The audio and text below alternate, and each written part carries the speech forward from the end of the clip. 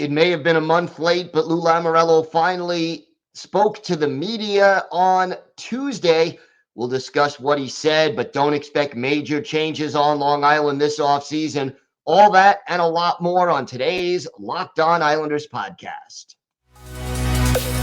Your Locked On Islanders, your daily podcast on the New York Islanders. Part of the Locked On Podcast Network, your team every day.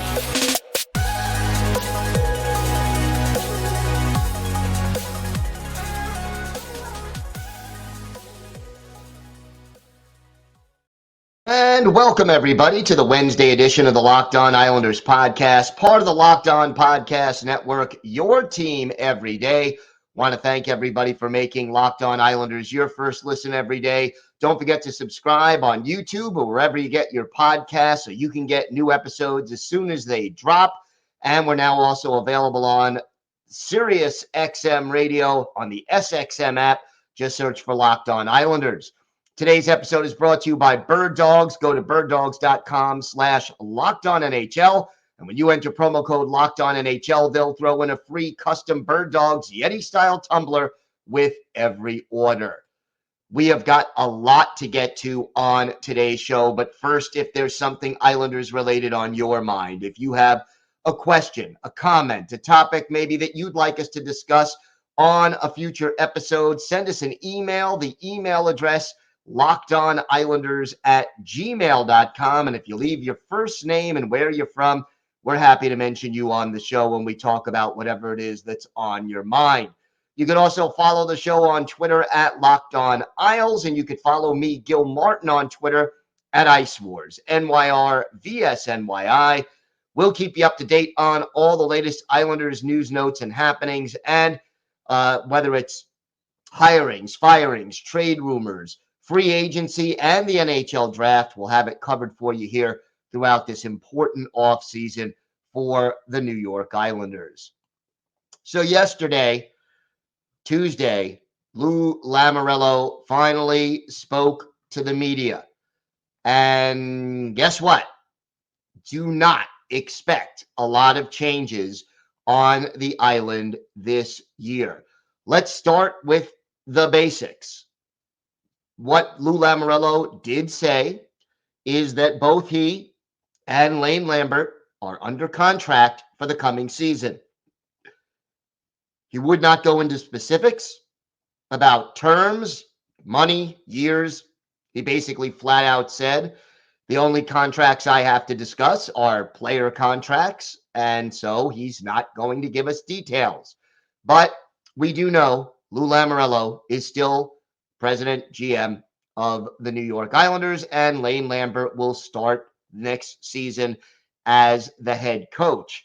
He did, however, say that when it came to the assistant coaches, and I know a lot of people, myself included, have been wondering about John McClain and whether or not he will be back as the special teams guy, the power play coach, after the power play struggled so mightily last year. Well, he did not say whether or not the assistant coaches will be back. But then he went on to say the one thing that I think a lot of Islanders fans are not going to be thrilled about, and that is, he said, I believe in this core group. The goal is to be where these two teams, and he referred to Vegas and Florida, who just had played the previous night in Game 2 of the Stanley Cup Final. We want to be where these two teams are. We have to get better. I have to get better. Our coaching staff has to get better. Our players have to get better. But again, he reiterated that he believes in the core. And the core included Barzal, Horvat, Pelech, Pulak, Sorokin, Nelson, and probably a couple of other guys. But those were the foundational players that he talked about specifically at the press conference. And look, let's face it, very few people actually expected the management, if Lou was back, to make major changes. Lou Lamoriello is not that kind of guy. He has a way that he likes to do things. I know a lot of fans are frustrated by that modus operandi, that MO. I am too at times, but clearly he's not changing course.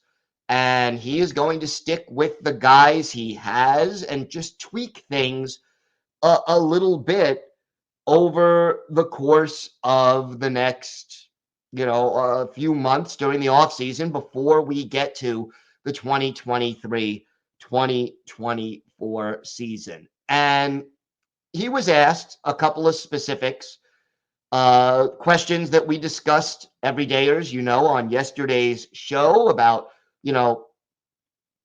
who's coming back and who's not. And, there was no major surprise there. But one thing he did say, and I do respect Lou Lamoriello for how he approaches certain things, even if I disagree with him on others. He basically said that Josh Bailey not going to be a part of this team going forward. He said that, basically the Islanders are going to move on from Josh Bailey. In Josh's case, he said, it looks like maybe it's near the end here. And then he said something else that I found interesting because, one of the people at the press conference asked him about, said he's loyal. And Lou really appreciated being described as loyal. And he said, yeah, I appreciate that. But then he said, loyalty will never get in the way of impeding progress. And then he said, Josh and I have, I think, a man-to-man relationship as far as honesty. We will work with him to help him. My priority is doing what's best for the team. To me, what we're looking at here is basically Lou is saying if he can trade Josh Bailey and get all or most of that $5 million cap hit off the books, he's going to do it. He is going to try to accommodate Josh Bailey, but he's going to do what's best for the New York Islanders. But Josh Bailey, who has played more than 1,050 games for this team, who has been a part of this team for more than a decade, looks like he has probably played his last game as a New York Islander. And again, not a surprise, but it is confirmation from the powers that be that the New York Islanders are going to move on from Josh Bailey if they can. And whether that's a trade or a buyout, they're going to try to do something to help Bailey play somewhere else and to benefit the team as much as possible. So Lou said a lot of other things, and we're going to break down some of them. And one of them I thought was very, very interesting with regard to team speed. Also, he talked about free agents. So we're going to go over all of that and a lot more still to come on today's Locked On Islanders podcast. Today's episode is brought to you by Birddogs. Attention active individuals, are you tired of sacrificing comfort for style when it comes to your activewear? Well, introducing Birddogs, the game changer in athletic shorts. They're premium shorts designed for maximum performance combined with unparalleled comfort. With their unique built-in liner, these shorts offer ultimate support and flexibility, ensuring that you stay comfortable during even the most intense workouts. And here's the best part, Birddogs are more than just workout gear. They're versatile enough to take from the gym to the street without skipping a beat. And they have pockets that actually work. Birddogs are made with premium breathable fabric that keeps you cool and dry throughout your activities, from the trails, the gym, or simply lounging around. Order your pair of Birddogs today and join the thousands of satisfied customers who have made the switch. Visit birddogs.com/LockedOnNHL and a promo code LockedOnNHL. You'll get a free custom Birddogs Yeti-style tumbler with every order. Birddogs, where style meets comfort, performance meets perfection. Get yours now and unleash your true potential. So Lou Lamoriello continued, and he talked about some of the potential free agents that are there. And he said basically he wants all of them back if possible. So specifically, he's really basically specified Zach Parise. We certainly want him back, he said. We've told him that. So now the question becomes, well, what does Zach Parise want to do? And Parise has said it's either playing for the Islanders or retiring. There's not going to be a middle ground. And now the question becomes, he wants that Stanley Cup. Does he feel the Islanders give him a reasonable chance to do that? We'll see what Zach Parise will do. Then he was asked, Scott Mayfield. We certainly would like Scott back, was his reply. He also basically said that, Pierre Engvall would be welcomed back as well.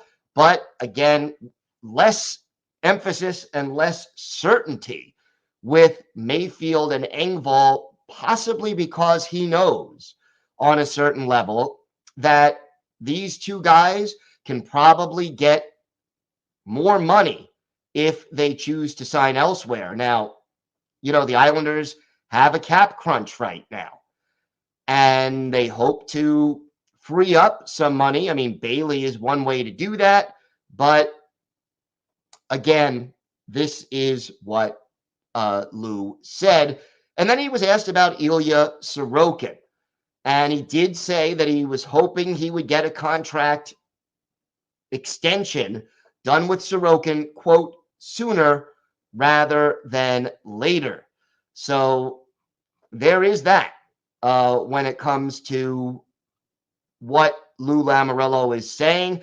And to me, that's going to be a very big deal for the New York Islanders, is just lining up Sorokin and getting that commitment, because based on the way this team is built, they are going to need that elite goaltender in order to get the job done. And I think there were some other things that Lou said where, if you read between the lines, it just reinforces his philosophy, and that, things are not going to change that much. He talked about, game 2 of the Stanley Cup final, and indicated that those were men out there, not boys, competing in the Stanley Cup final. And that just sort of underscored his commitment to veteran players rather than young players. He seems to like the certainty that veteran players give him, that he knows they can do the job that they're being asked to do. He reiterated his confidence in Bo Horvat, expecting him to be that 30-plus goal guy. Talked a lot about the move to the wing by Matthew Barzal and what that's going to mean for the team, and how he liked having 5 players on the roster who could play center. So again, basically what we got for the most part from Lou Lamoriello throughout this roughly 30-minute press conference was the core is going to stay the same, and little things that just reiterated his philosophy. And, for fans who were hoping for change, this press conference kind of slammed the door on that. Not entirely, not that there won't be any change, but that basically the philosophy will stay the same and the core of the team will stay the same. Now, he also added something interesting about team speed, and this was very disappointing to me. He spoke about team speed meant to him moving the puck quickly,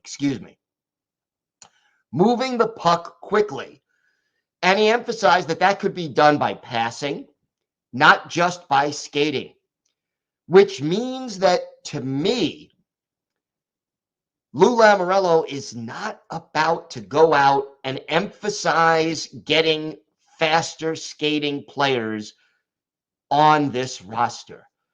He wants guys who are going to make passes and move the puck quickly in order to improve this team's transition. And, the hopes of getting younger, faster, and more skilled that we've talked about every dayers know so often on this show, that is not something that Lou Lamoriello feels is necessarily a big need for this team. He has another vision for it. We've seen that vision, and I don't think that vision is going to change. Lou also went out of his way during the course of the press conference to defend Noah Dobson and, pointed out that Dobson's point total was roughly the same as it was the previous year.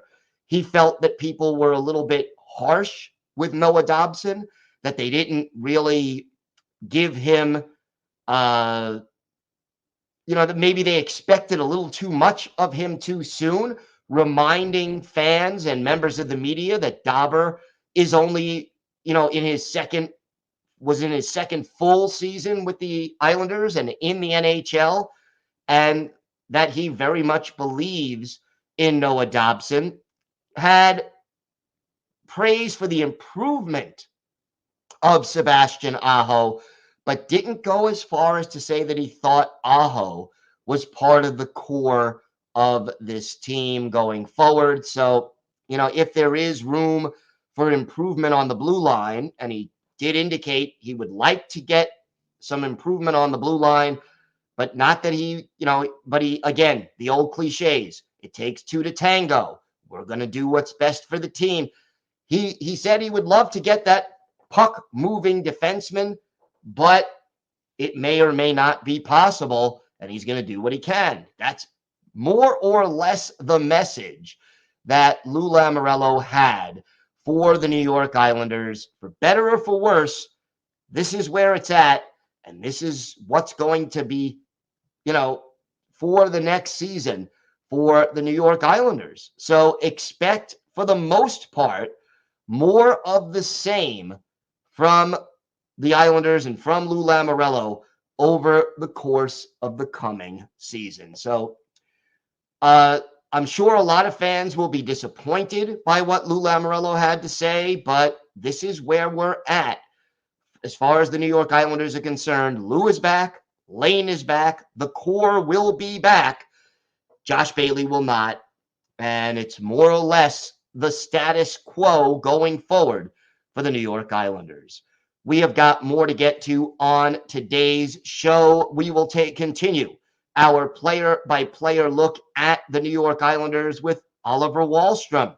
Wahlstrom may be the most difficult player to predict what his season will be like going forward, but we'll talk about that and a lot more still to come on today's Locked On Islanders podcast.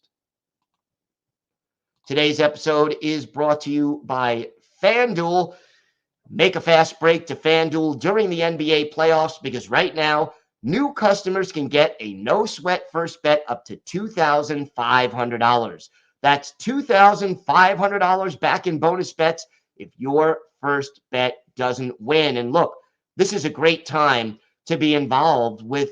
You've got so much going on. The NBA Finals, the Stanley Cup Finals, Major League Baseball. You're in the thick of the season right now, and you got to check out FanDuel. They got great special promotions every day. The app is safe and secure, and you can get paid instantly whenever you win. There's no better place to bet on playoff action than America's #1 sportsbook, and that is FanDuel. Visit FanDuel.com/lockedon to get a no-sweat first bet up to $2,500. That's FanDuel.com/lockedon. FanDuel, official sports betting partner of the NBA.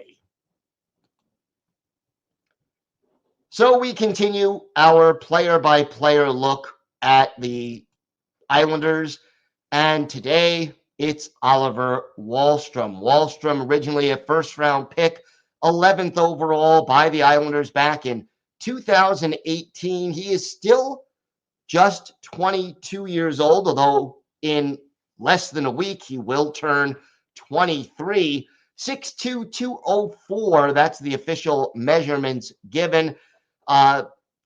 Wants to become a power forward based on what he said at Getaway Day. And Lou Lamoriello, by the way, at his press conference, did reemphasize that both Alexander Romanov, who had shoulder surgery, as we reported, and Oliver Wahlstrom will be ready to go and be completely healthy for training camp. Now, the problem now with Oliver Wahlstrom is that we still don't know what he's capable of. Last year, injuries ended his season after just 35 games. He had 7 goals and 16 points. He was a +5, so that was a new career high. Had 32 penalty minutes. One of his 7 goals came on the power play.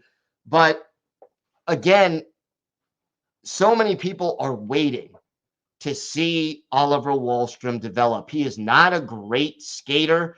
His hockey IQ, his awareness of the ice, if you could give some of Josh Bailey's awareness to Oliver Wahlstrom, boy, would you have one heck of a dangerous offensive player.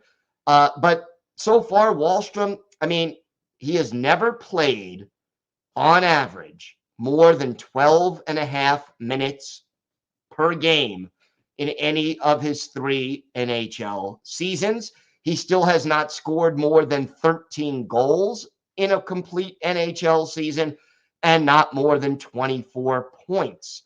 We still don't know how much he can develop and what he is capable of doing. And while we know Wahlstrom will be back and I am very confident that he is capable of being on this team.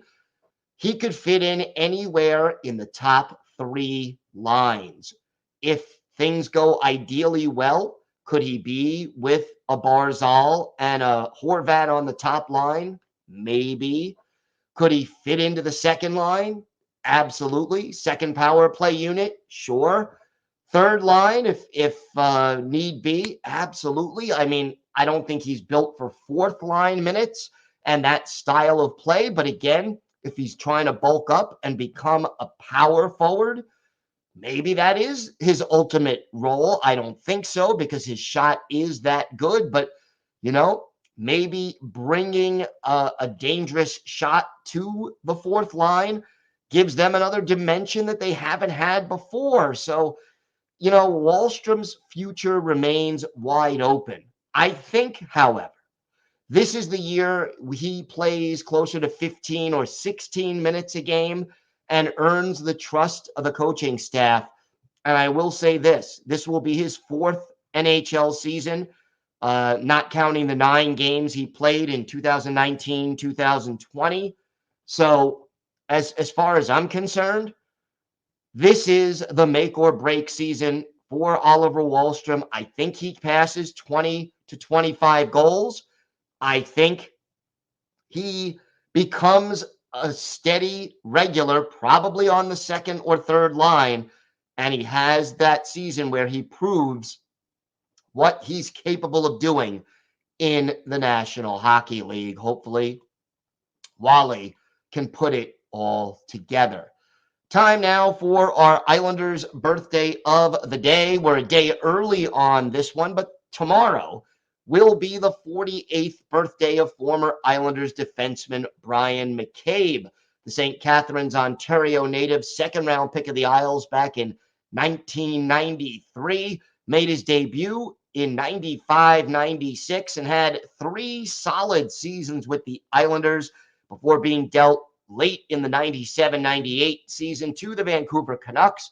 Also played for the Blackhawks, Maple Leafs, Panthers, and then briefly for the New York Rangers at the end of his career.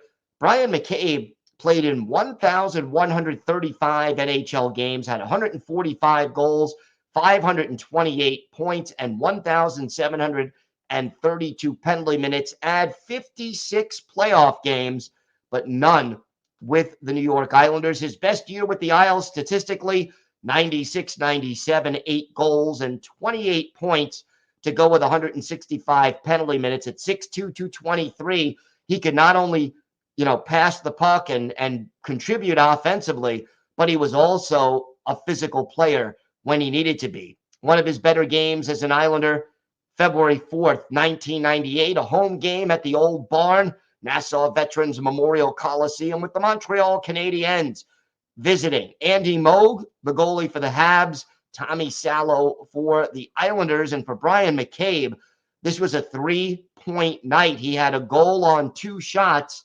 He had 2 assists, and he played for 29 minutes and 53 seconds in this game. Islanders beating the Canadiens 4-2. His goal came on the power play, and then he assisted on goals by Mike Huff on the one hand, and by Ziggy Palffy on the power play on the other. So, Brian McCabe is our Islanders' birthday of the day. We wish him a very happy 48th birthday.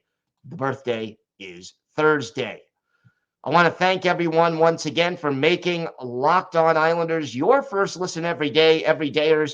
Tomorrow on the show, we continue our player-by-player look at the Islanders roster. We're going to talk about defenseman Samuel Bolduc. Is he ready to step up and take on a bigger role next year, especially if Scott Mayfield doesn't come back?